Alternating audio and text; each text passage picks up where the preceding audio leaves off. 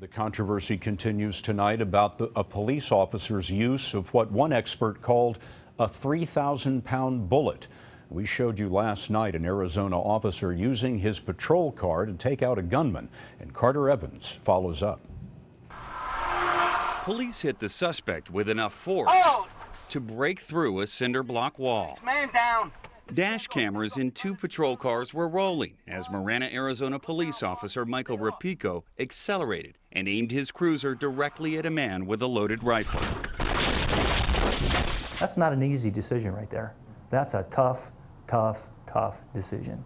Marana Police Chief Terry Rosema defends his officer's action last February, claiming it prevented a potential shootout with the suspect, 36-year-old Mario Valencia, who was suicidal. This guy walks away out of the hospital 2 days later and is booked into jail to be held accountable for his crimes. But Valencia's defense attorney, Michelle Cohen-Metzger, disagrees. How could you possibly believe you're attempting to save a person's life by almost killing them? Surveillance video from earlier that day showed Valencia allegedly stealing a rifle and ammunition from a local Walmart. He was already a suspect in a day-long crime spree that included robbery, auto theft, and arson.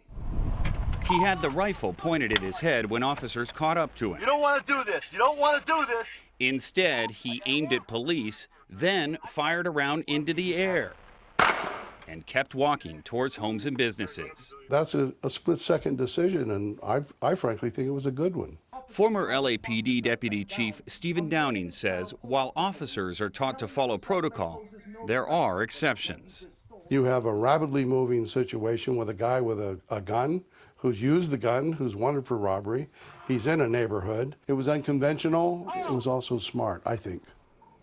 The officer involved was cleared of any wrongdoing within days of the incident.